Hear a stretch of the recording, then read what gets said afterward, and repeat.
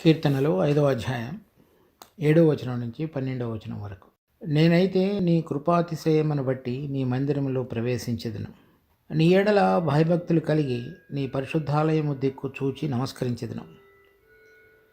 యెహోవా నా కొరకు పొంచి ఉన్న వారిని బట్టి నీ నీతి అనుసారముగా నన్ను నడిపింపుము. నీ మార్గమును నాకు స్పష్టముగా కనపరచుము. 9వ వచనం.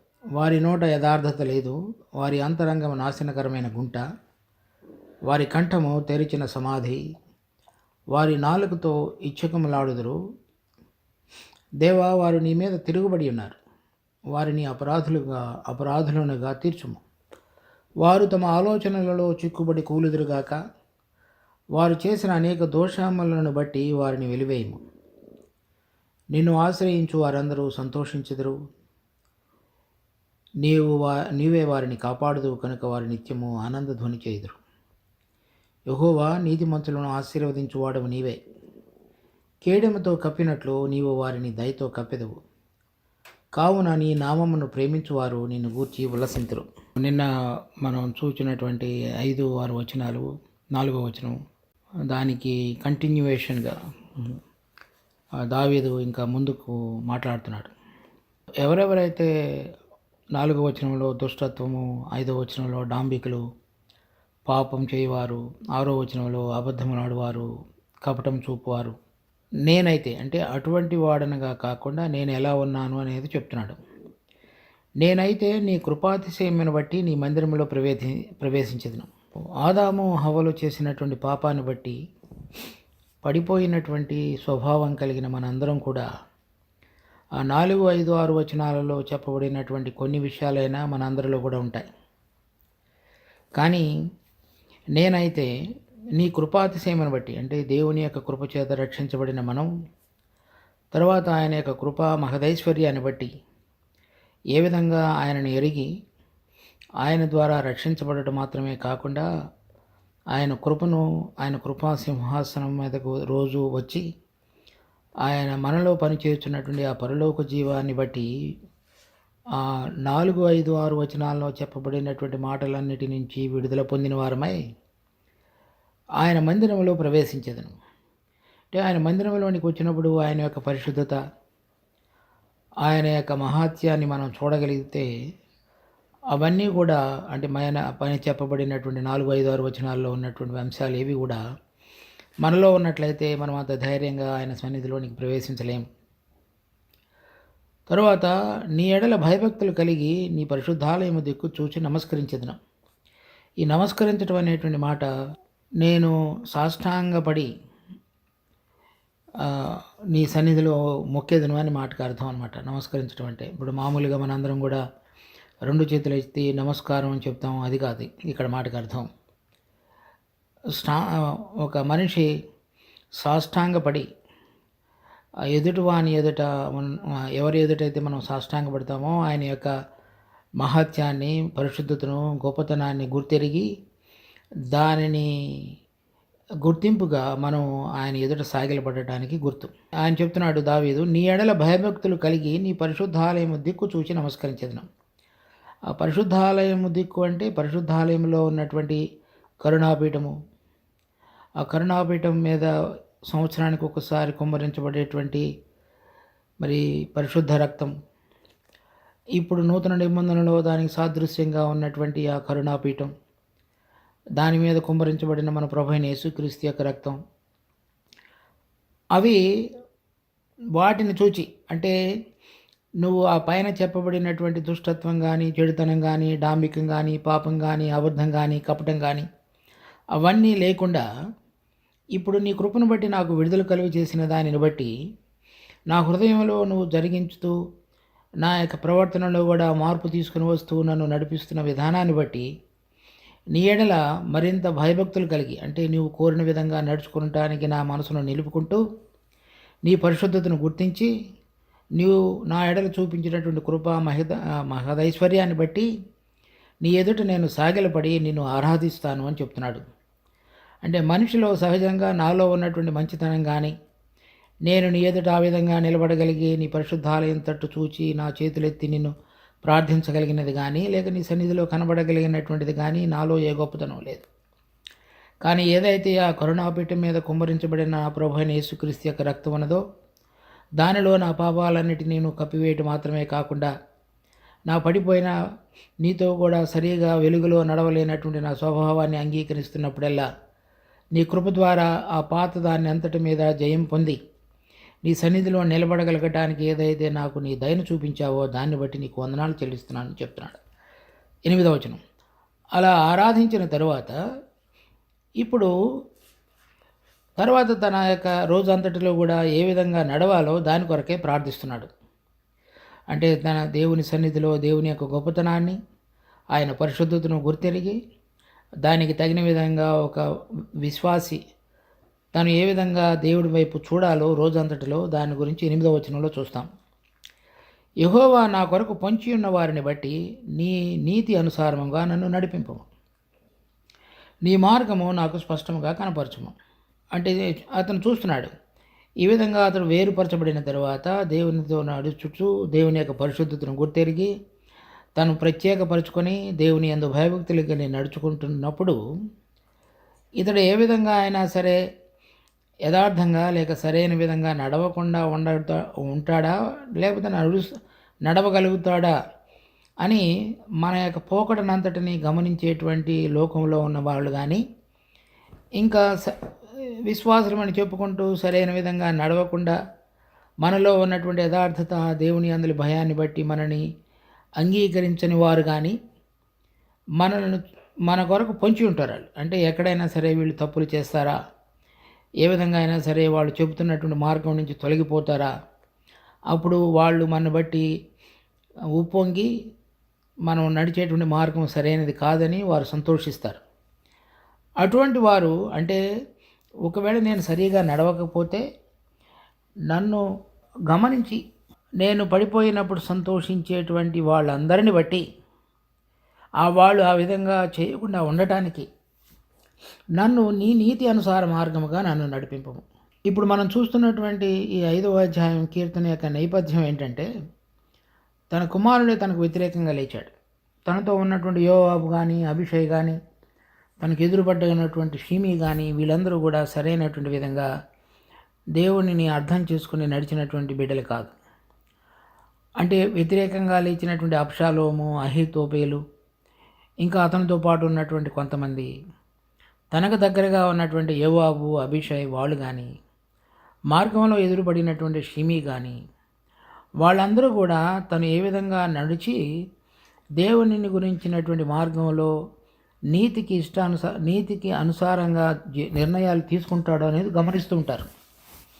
కనుక మన జీవితంలో కూడా మనకు కలిగినటువంటి పరిస్థితుల్లో మనం లోకంతో కలిసి దేవుని యొక్క నీతికి భిన్నంగా నడుస్తామా, లేక దేవుడు కోరిన విధంగా ఆయన యొక్క మార్గాలను ఎంచుకొని దానిలో నిలబడి ముందుకు సాగగలుగుతామా అనేటువంటి దాన్ని అపవాది దాని చేత ప్రేరేపించబడినటువంటి దేవుని బిడ్డలమని చెప్పుకుంటూ దేవుని శక్తిని ఆశ్రయించినటువంటి కొంతమంది, లేక లోకంలో మన చుట్టూ ఉన్నటువంటి వాళ్ళు అందరూ కూడా పొంచి చూస్తూ ఉంటారు. అప్పుడు దావీదు చేసినటువంటి ప్రార్థన ఏంటంటే, నీ నీతి అనుసారంగా నన్ను నడిపించము. మనిషి తనకు తోచినటువంటి మంచిది ఏదో అది చేయాలని చూస్తాడు. ఎందుకనగా ఆదాము హవ్వలు తినినటువంటి మంచి చెడు అనేటువంటి వృక్షఫలం మనందరిలో కూడా ఎంతో బలంగా పనిచేస్తుంది. ఆ వృక్షఫలం ద్వారా మంచి చెడు అనేటువంటి జ్ఞానాన్ని మనిషి పొందగలిగాడు. కనుక తనకున్నటువంటి ప్రతి పరిస్థితిలో కూడా తన దృష్టికి ఏది మంచిదో ఏది చెడో అది తెలుసుకొని దాని ప్రకారంగా తన నిర్ణయాలు తీసుకొని ముందుకు సాగాలని కోరుతాడు. కానీ దేవుని యందు విశ్వాసం ఉంచి దేవుడి ద్వారా నడిపించబడాలనేటువంటి కోరుతున్నటువంటి వారు ఆయన యొక్క పరిశుద్ధతను ప్రేమించి ఆ పరిశుద్ధతలో ప్రవేశించి దానికి అనుగుణంగా నడవాలని చూచేటువంటి విశ్వాసులు దేవుని యొక్క నీతి ఏమిటో దానిని చూచి నడవాలని కోరుతారు. దేవుని నీతి ఉదాహరణకు శత్రువుని ప్రేమించము. సౌలు విషయంలో కూడా దావీదు అదే చేశాడు. తర్వాత మన ప్రభు మరి అందరినీ కూడా మనం శత్రువులుగా ఉండగా ఆయన ప్రేమించి మన కొరకై తన ప్రాణాన్ని పెట్టి ఉన్నాడు. మరి రోమాపత్రిక 12వ అధ్యాయంలో నీ శత్రువు ఆకలి కొని ఉంటే అతనికి ఆహారమేమో, దప్పికొని ఉంటే దాహమేమో అని చెప్పాడు. కనుక మనని ప్రేమించు వారిని మన ద్వేషించు వారిని ప్రేమించి వారి కొరకే ప్రార్థన చేయమని కొండ మీద ప్రసంగంలో ప్రభువు చెప్పాడు. తర్వాత పౌలు, పేతురు వారందరూ రాసినటువంటి పత్రికలలో కూడా మరి ఇదే విషయాన్ని మాటి మాటికి ప్రభువు చెప్తూ వచ్చాడు. వాళ్ళందరూ అపోస్తులందరూ కూడా మనకి బోధిస్తూ వచ్చారు. కనుక మనం నేర్చుకోవలసినటువంటి ఈ సందర్భంలో దావీదు పాత నిబంధనలో కూడా ఇప్పుడు నూతన నిబంధనలో అనుగ్రహించబడినటువంటి వెలుగు అంతటి వెలుగు లేకపోయినప్పటికీ అంతకంటే అధికమైనటువంటి వెలుగుతో అతడు నడిపించబడటం అనేటువంటిది ఇక్కడ చూస్తాం. తను గనక తలుచుకుంటే తన కుమారుడిని చంపివేయడానికి లేకపోతే అతన్ని ఓడించగలగటానికి అంత ఎక్కువ టైం పట్టదు. కానీ ఆ మార్గాన్ని అతడు ఎంచుకోలేదు. దేవుడు తనకు అనుమతించిన మార్గం అంతటిలో కూడా తను ఏ విధంగా లోబడి తను నేర్చుకోవలసిన విషయాలు కానీ లేక శరీర సంబంధంగా పరిశుద్ధతలో సంపూర్ణం కావడానికి ఏవైతే అవసరమో అవన్నీ కానీ తన జీవితంలో పూర్ణంగా నెరవేర్చబడగలగటానికి అతడు ఓపిక పట్టి ఉన్నాడు. ఆ మార్గం అంతటిలో కూడా నీతి ఏదైతే ఉన్నదో, అంటే నీవు నీ శత్రువుల ఎడల ఏ విధంగా చేస్తావో నేను ఆ విధంగా జరిగించేటట్లుగా నన్ను నడిపింపుము అనేటువంటి ప్రార్థన చేస్తున్నాడు. కనుక మన జీవితంలో మనకు కలిగినటువంటి పరిస్థితుల్లో కానీ మనకి ఎదిరించేవారు కానీ మన ద్వేషించేవారు కానీ మనమంటే ఇష్టపడని వారు కానీ వారందరూ కూడా మన జీవితాన్ని పరీక్షిస్తున్నప్పుడు పొంచి చూస్తున్నప్పుడు దేవుడు ఏ విధంగా ఆ పరిస్థితుల్లో దేవుడు ఏ విధంగా చేయగలుగుతాడో చేస్తాడో, ప్రభువు ఏ విధంగా చేశాడో, అనేక మంది విశ్వాసించిన భక్తులు ఏ విధంగా జీవించారో ఆ విధంగా జీవించటం అనేటువంటిది కావాలని మన ప్రార్థనా జీవితంలో మనం ప్రభువుని అడగాలి. తర్వాత నీ మార్గమును నాకు స్పష్టంగా కనపరచుము. కనుక ఇప్పుడు మనకు ఉన్నటువంటి పరిస్థితుల్లో చాలాసార్లు తేటైన విధంగా దేవుని యొక్క మార్గాన్ని చూడలేకపోవచ్చు. కానీ యథార్థ హృదయంతో ఎవరైతే ప్రభువుని ప్రేమిస్తారో, దేవుని అందులో భయభక్తులు కలిగి ఉంటారో, మరి కీర్తన 25వ అధ్యాయంలో 27వ అధ్యాయంలో ఈ విషయాలు చక్కగా దావీదు రాస్తాడు. మరి మనం కూడా తన యొక్క మార్గంలో నడవాలని ఆశ కలిగినప్పుడు ఆయన తన మార్గాన్ని మనకి తెలియపరిచేవాడుగా ఉంటాడు. మన హృదయంలో చాలాసార్లు ఆయన చిత్తం చేయాలని కోరుతున్నప్పటికీ మనకు కలిగినటువంటి మంచి చెడు అనేటువంటి జ్ఞానవృక్ష ఫలం యొక్క పరిణామాన్ని బట్టి మనం దానిని ఎంచుకోవడానికి ఇష్టపడతాం. దేవుని యొక్క మార్గాన్ని తెలుసుకొని దాని ప్రకారంగా నడుచుకునేటువంటి విధంగా ఆయన సన్నిధిలో వేచి ఉండు. ఎందుకంటే మన సమస్యలకు వెనువెంటనే పరిష్కారాన్ని కోరుతున్నటువంటి మనసు మన అందరిలో ఉంటుంది. కానీ ప్రభువు ఏదైనా ఒక పరిస్థితి, ఒక సమస్య మన జీవితంలో తీసుకువచ్చినప్పుడు ఆయన కోరిన రీతిగా వాటన్నిటినీ కూడా పరిష్కరించడానికి సామర్థ్యం కలిగిన వాడు. ఆ సమయం అంతటిలో కూడా మనలో అంతరంగంలో జరగవలసిన మార్పులకు అనుమతించి మనల్ని ఆయన పరిశుద్ధత వైపు నడిపించేటువంటి మహాప్రభు. దానికి ఎవరైతే అభ్యాసం కలిగి ఉంటారో వారందరి జీవితాల్లో అది నెరవేర్చబడుతుంది. 9వ వచనం, వారి నోట యథార్థత లేదు, వారి అంతరంగం నాశనకరమైన గుంట, వారి కంఠము తెరిచిన సమాధి, వారు నాలుగుతో ఇచ్చకములాడుదురు. సో ఇక్కడ 4, 5, 6 వచనాల్లో చెప్పబడినటువంటి వ్యక్తుల గురించి మళ్ళా చెప్తున్నాడు. వారి నోట యథార్థత లేదు అంటే ఒక స్థిరమైనటువంటి విధంగా చక్కగా ఒక దాని చేత ఒప్పించబడి ప్రభు దృష్టిలో ఏ మాట ఏ విధంగా ఏ మార్గం సరైనదిగా ఉన్నది అనేటువంటిది వారిలో నిలకడలేనటువంటి తనం కనబడుతుంది. రెండోది అంటే అప్పుడప్పుడు ఇటు మాట్లాడుతుంటారు, కొన్నిసార్లు మళ్ళీ వేరే రకంగా మాట్లాడతారు. అది యథార్థత లేనితనం. వారి అంతరంగం నాశనకరమైన గుంట. ఈ నాశనకరమైన గుంట అనేటువంటిది ఏంటంటే ఎక్కడైతే చివరి దినాల్లో 1000 ఏళ్ల పరిపాలన కాలంలో ఈ అపవాది బంధించబడి వేయబడతాడో అది బిలిమి అన్నారు, లేకపోతే అగాధమైన గుంట అన్నారు. అంటే దేనికైతే ఇంకా ఆఖరి పొర అనేటువంటిది లేకపోతే అడుగు అనేటువంటిది కనబడదో అటువంటి గుంట. అంటే దాని ద్వారా ప్రేరేపించబడినటువంటి అంతరంగం అని అర్థం. అంటే వాళ్ళ హృదయాలు దాని ద్వారా ప్రేరేపించబడి అది మన హృదయాలలో చిచ్చు పెట్టడానికి ఏదైతే మాటలు అవసరమో అటువంటివన్నీ వాటి దగ్గరలో నుంచి వాళ్ళ అంతరంగంలో నుంచి వస్తాయని అర్థం. పరిశుద్ధాత్మ దేవుడు పరలోకం నుంచి దిగి వచ్చాడు. మరి వారి మీదకి వచ్చినప్పుడు దేవుని యొక్క శక్తి చేత నింపబడి దేవునికి సాక్ష్యంగా మాట్లాడారు, పరిశుద్ధమైన వాటిని మాట్లాడారు. అలాగే అంతరంగంలో నుంచి అగాధం అనే గుంటలో నుంచి తీసుకొని రాబడినటువంటి ప్రేరేపితమైనటువంటి మాటలు అసమాధానంతో, తర్వాత చిచ్చు పెట్టేటువంటివి, అగ్ని చేత దహించడానికి పనికొచ్చేటువంటి మాటలు మాట్లాడేవి. అటువంటి వాటి చేత ప్రేరేపితమైన విధంగా వాళ్ళ అంతరంగం ఉంది అని చెప్తున్నాడు. సో అది ఎంతో డేంజర్, అపాయం అన్నమాట. తర్వాత వారి కంఠము తెరిచిన సమాధి. అంటే వాళ్ళు ఆ కంఠం అనేటువంటిది మన మాటల యొక్క స్వరాన్ని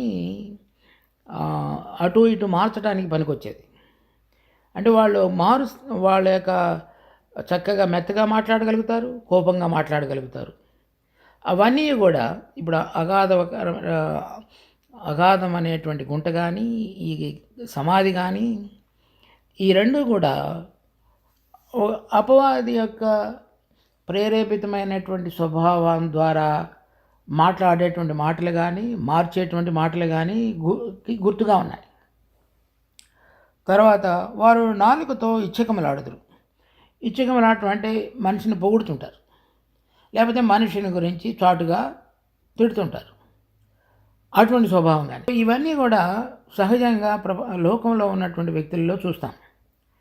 కానీ విశ్వాసులని చెప్పబడుతూ సంఘాల్లో కానీ లేకపోతే వేరే చోట కానీ ఉంటున్నటువంటి క్రైస్తవుల్లో కూడా ఎవరి జీవితంలో అయితే పరిశుద్ధీకరణ అనేటువంటి కార్యం ప్రభు యొక్క ఆత్మలో ద్వారా జరగదో, లేక ప్రభువు వారిని అనుమతించినటువంటి పరిస్థితుల్లో లోబడకుండా వాటికి వ్యతిరేకంగా పోరాడి వారి యొక్క ఇష్టాన్ని నెరవేర్చుకోవడానికి ప్రయత్నం చేస్తుంటారో, వారిలో ఇటువంటి వాటిలో నుంచి బయటికి వచ్చి దేవుని యొక్క ఆత్మ చేత ప్రేరేపించబడి దేవుని యొక్క ఆత్మలో ఉన్నటువంటి సమాధానము, నీతి, దయ, కనికరము, దీర్ఘశాంతము, మంచితనము వాటి ద్వారా నడిపించబడినటువంటి అంతరంగం కానీ, నాలుక కానీ, కంఠం కానీ ఉండదు.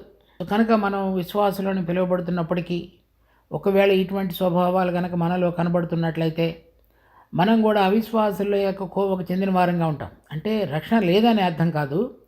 రక్షణ పొందిన తరువాత మన జీవితంలో ఎటువంటి పరిశుద్ధీకరణ లేకపోతే మార్పు ప్రభువు కోరినటువంటి జీవితంలో నడవాలో అటువంటి విధంగా నడవనటువంటి స్థితి అని అర్థం. అది మనం జాగ్రత్తగా గమనించుకోవాలి.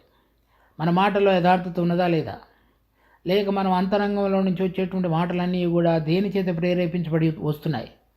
అది మరి కారు చిచ్చుపెట్టేటువంటి విధంగా అసమాధానంతో కూడినటువంటి మాటలు మరి వేరే ప్రభావం చేత ప్రేరేపించబడినటువంటి మాటలుగా ఉన్నాయా, లేక పైనుంచి వచ్చినటువంటి పరిశుద్ధాత్మ దేవుని యొక్క ప్రభావం చేత మన హృదయాలలో ప్రేమ, దయ, దీర్ఘశాంతము, దయాళుత్వము వాటి ద్వారా నింపబడి మాట్లాడుతున్నామా? తర్వాత ఎవరి దగ్గరైనా సరే ఇచ్చకపు మాటలు మాట్లాడి వారి యొక్క దయను పొందాలని చూస్తున్నామా, లేక యథార్థతను కలిగి మాట్లాడుతూ దేవుని యొక్క దయను మాత్రమే మనం ఆశ్రయంగా కలిగి జీవిస్తామా? 10వ వచనం, దేవా వారు నీ మీద తిరగబడి ఉన్నారు, వారిని అపరాధులుగా తీర్చుము. వారు తమ ఆలోచనలలో చిక్కుబడి కూలుదురు. వారు చేసిన అనేక దోషములను బట్టి వారిని వెలివేయము. వీళ్ళందరూ కూడా నీకు వ్యతిరేకంగా ఉన్నవారు కనుక ఇప్పుడు అవన్నీ చేస్తున్నటువంటి అవిశ్వాసులు కానీ, విశ్వాసులమని చెప్పుకుంటూ దేవుని శక్తిని ఆశ్రయించకుండా పరిశుద్ధీకరణలో ముందుకు సాగకుండా ఉన్నటువంటి అనేక మంది జీవితాలు కానీ, ఒకవేళ వాళ్ళు మనుషులతో ఆ విధంగా మాట్లాడుతున్నప్పటికీ, యథార్థత లేకుండా వ్యవహరిస్తున్నప్పటికీ, వాళ్ళు మనుషులతో చేసిన నష్టం కంటే దావీదు ముందుగా వారు దేవునికి వ్యతిరేకంగా లేచిన వారుగా చూస్తాడు. కనుక మనలో ఉన్నటువంటి ఈ స్వభావాలన్నీ కూడా దేవుడిని ఎరిగిన తర్వాత కూడా అక్కడ కనపడుతున్నట్లయితే మన జీవితము దేవునికి వ్యతిరేకంగా నడుస్తున్నటువంటి జీవితంగానే మనం చూడాల్సి వస్తుంది. కనుక మనం పరిశుద్ధతలో ముందుకు సాగుట అనేటువంటిది మన దినదిన అభ్యాసంగా, అంటే కింద మనం 7వ వచనంలో 8వ వచనంలో దేవా నీ నీతి మార్గంలో నన్ను నడిపింపుము, దానిని మనం ఆధారంగా చేసుకొని ప్రతిరోజు మన జీవితాన్ని సరిదిద్దుకోవాలి. అలా లేకుండా విశ్వాసులు అని చెప్పబడుతూ కనుక ఇవన్నీ మన జీవితాల్లో కనుక కనపడినట్లయితే పేరుకు మనం రక్షణ పొందినట్లే కానీ దేవుని యొక్క పరిశుద్ధతలో కొంచెం జీవితంలో కూడా ముందుకు సాగినట్లు కాదు.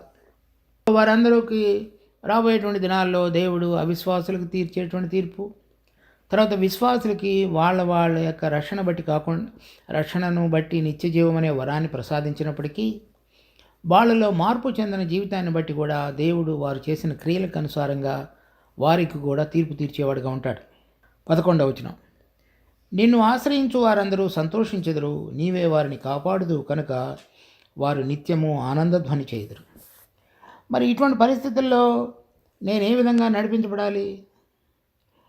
ఆశ్రయించటం అనేటువంటి దానికి ఇంకొక మాటకు మనం అర్థం ఏం చెప్పొచ్చు అంటే, ఆయన యందు విశ్వాసం ఉంచటం నూతన నిబంధనలో. ఎందుకనగా ఇటువంటి స్వభావం కలిగిన మనందరం కూడా ఆ పరిశుద్ధీకరణ అనేటువంటి మార్పులోనికి రావడం ద్వారానే అవన్నీ కూడా మనలో నుంచి పోగలవు. అది మృతులలో నుంచి పునరుద్ధరణగా లేచిన మన ప్రభు అయిన యేసుక్రీస్తు యొక్క జీవాన్ని మన యందు విశ్వాసం ద్వారా పనిచేసేటువంటి అనుభవంతో ఆయన దగ్గరికి మనం రాగలిగినప్పుడు ఆయన కృప ద్వారా వీటన్నిటిలో కూడా మనకి జయాన్ని అనుగ్రహిస్తాడు. అదే అర్థం ఆయనను ఆశ్రయించటం అంటే. అంటే ఆయన ఆశ్రయించడం అంటే ఆయనలో ఉన్నటువంటి కృపను మరి విశ్వాసం ద్వారా ఆయనలో ఉన్నటువంటి ఆ నూతనమైనటువంటి పరలోక సంబంధమైన జీవాన్ని మనలో పనిచేసేటువంటి విధంగా మనం ఆయనకు దగ్గరగా ఉండి ఆ విశ్వాసం ద్వారా ఆయన యొక్క శక్తిని మనం ఆశ్రయించి నడిపించటం. అలా నడవనప్పుడు మళ్ళీ పాత స్వభావంలో నడచేటువంటి విధంగా ఉంది. ఎవరైతే ఈ విధంగా నీ మార్గాన్ని వెతికి నీ యందు విశ్వాసం ఉంచి కనబడుతున్నటువంటి పరిస్థితి నుంచి కాకుండా నీలో ఉన్న బలం ద్వారా నడిపించబడాలని నీ దగ్గరికి వస్తారో వాళ్ళందరినీ కూడా నువ్వు చక్కగా నడిపిస్తావు అని చెప్తున్నాడు. సో ఇందాక నన్ను నీ మార్గంలో నన్ను నడిపింపు. ఎవరిని నడిపిస్తాడు ఆయన? ఎవరు నిన్ను ఆశ్రయిస్తారో వాళ్ళు నీ యందు సంతోషిస్తారు. నీవు వారిని కాపాడదు. ఎందుకనగా నా హృదయానుసారంగా నేను ఆయన యందు విశ్వాసం ఉంచున్నాను. నా హృదయం యొక్క అంతరంగంలో నుంచి నా ప్రభువు నన్ను నడిపించాలని నిజంగా నేను కోరి ఉన్నాను కనుక ఆయన నన్ను చక్కగా నడిపించుతాడు. తర్వాత నన్ను సంతోషంతో ఆయన నింపుతాడు. వాళ్ళు ఆనందధ్వని చేయదు. 12వ వచనం, యెహోవా నీతిమంతులను ఆశీర్వదించువాడు నీవే, కేడెముతో కప్పినట్లు నీవు వారిని దయతో కప్పెదవు, కావున నీ నామమును ప్రేమించువారు నిన్ను గూర్చి ఉల్లసింతురు. ఈ కేడెముతో కప్పడం అంటే ఏంటంటే, ఇది కీర్తనలు 91వ అధ్యాయం 4వ వచనంలో ఉన్నది. తర్వాత మొదటి రాజులు 10వ అధ్యాయం 16వ వచనంలో సొలొమోను చేయించినటువంటి డాళ్ళను గురించి చెప్పబడినది. ఈ కేడెములు మరి అబ్రహాముకు దేవుడు మాట్లాడి 15వ అధ్యాయంలో ఆదికాండం, నేను నీకు కేడెమునై ఉన్నాను అనగా మనం పూర్తిగా భద్రంగా కప్పబడి ఉండటం. అంటే శత్రువు యొక్క ఎటువంటి అపాయములు కానీ కుతంత్రాలు కానీ లేక మనకి ఎడల పొంచిన వారి పక్షంగా కలిగేటువంటి అపాయములు కానీ ఏమీ రాకుండా ఆయన యొక్క భద్రతలో మనని దాచించటం. మనం ఒకసారి దేవుడిని యథార్థమైన మనసుతో అంగీకరించిన తర్వాత ఆయన ద్వారా నడిపించబడాలనేటువంటి సంపూర్ణ విశ్వాసాన్ని రోజు అభ్యాసం చేయటం ద్వారా మనకు ఆయన కేడముగా ఉండేవాడుగా ఉన్నాడు. ఎందుకంటే మనము ఇప్పుడు ఆయనకు చెందిన వారంగా చేయబడ్డాం కనుక ఆయన మనకు పరలోకపు రాజు అయితే నేను రాజుకు చెందినవాడనిగా ఉన్నాను కనుక నాకు కలిగేటువంటి అపాయాలు కానీ నష్టాలు కానీ ప్రమాదాలు కానీ భంగపాటు కానీ సరైన విధంగా నడవలేని విధంగా ఉన్న నాలో ఇది కానీ వాటన్నిటినీ కూడా మరి ప్రత్యక్షంగా రాజు తనకు అనుభవించుకునేవాడుగా ఉన్నాడు కనుక నన్ను కాపాడటం అనేటువంటిది ఆయన తన యొక్క ఆపద్ధర్మంగా భావించి చక్కగా నన్ను కాపాడి భద్రపరుస్తాడు. ఆ ఉద్దేశంతో దావీదు చెప్తున్నాడు, నీవు నాకు కేడముగా ఉన్నావు. తను స్వయంగా రాజు, కానీ రాజు అయినటువంటి దావీదే తను పరలోకపు రాజు అయినటువంటి ఆయన ద్వారా నేను కప్పబడి నడిపించబడతాను అని చెప్తున్నాడు. కనుక నిజంగా విశ్వాసంతో సంపూర్ణ హృదయంతో వచ్చినటువంటి బిడ్డలందరి పక్షంగా దేవుడు మనకు అటువంటి విధంగా సహాయం చేసేవాడుగా ఉంటాడు. కావున నీ నామమును ప్రేమించువారు నేను గూర్చి ఉల్లసించరు. కనుక ఇటువంటి పరిస్థితుల్లో ఉంటున్నప్పటికీ కూడా ఈ ఉల్లాసం అనేటువంటిది మనకి మన హృదయం ఉల్లం అంటేనే మన హృదయంలో కలిగేటువంటి సంతోషం, దాన్ని చెప్తున్నాడు. మరి వాళ్ళు ఆ విధంగా నిజంగా వాళ్ళ యొక్క అంతరంగంలో నుంచి వచ్చేటువంటి సంతోషం ద్వారా, ఎందుకంటే వాళ్ళు యుద్ధంలో జయం పొందలేదు ఇంకా, లేక శత్రువులు ఓడిపోలేదు, లేక తనకు కలిగినటువంటి బాధల్లో నుంచి అతనికి విడుదల దొరకలేదు ఇంకా. అయినప్పటికీ దేవుడు నాకు తోడుగా ఉన్నాడు, నేను ఆయన యందు విశ్వాసం ఉంచున్నాను, ఆయన కృపా మహాతిశయం చేత నన్ను నడిపించుతాడు, ఆయన దయచేత నన్ను ఆయన కప్పి భద్రపరుస్తాడు అనేటువంటి నిజమైనటువంటి ఆ నిశ్చయత ఏదైతే మన హృదయంలో కలుగుతుందో దానిని బట్టి సంతోషించుతున్నాడు. చాలామంది మనం కోరుతున్న విషయాలు జరిగినప్పుడు వచ్చేటువంటి సంతోషం ఒకటి, లేక ఆయన నాకు మేలైనది, తనకిష్టకరమైనది, నా జీవితానికి ఆయనకు మహిమ తీసుకొచ్చేటువంటి విషయాన్ని తప్పక జరిగించుతాడు అనేటువంటిది నిశ్చేత మనలోనికి వచ్చి మనం సంతోషించడం నేర్చుకోవాలి. మనకు కావలసినవి పొందినప్పుడు ఉల్లసించటం వేరు.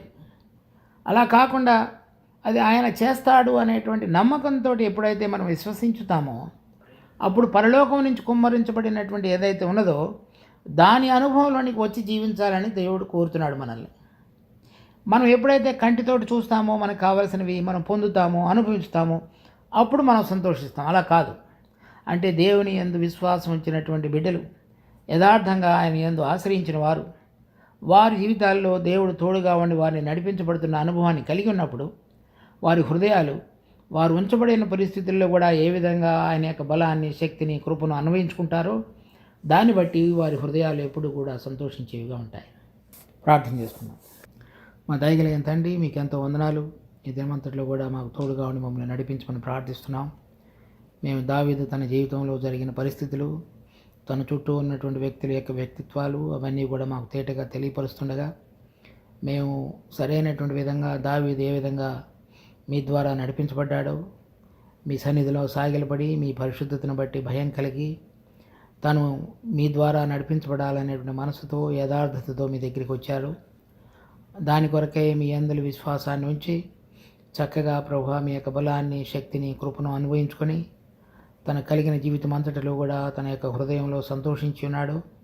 ఎందుకనగా మీరు మీ దయచేత అతని కేడముగా ఉండి అతన్ని నడిపించిన దేవుడుగా మేము చూస్తున్నాం కనుక ప్రభువా మేము కూడా అటువంటి అనుభవంలోనికి రాగలిగేటట్లుగా మీ బిడ్డలైన వారందరినీ చక్కగా నడిపించండి.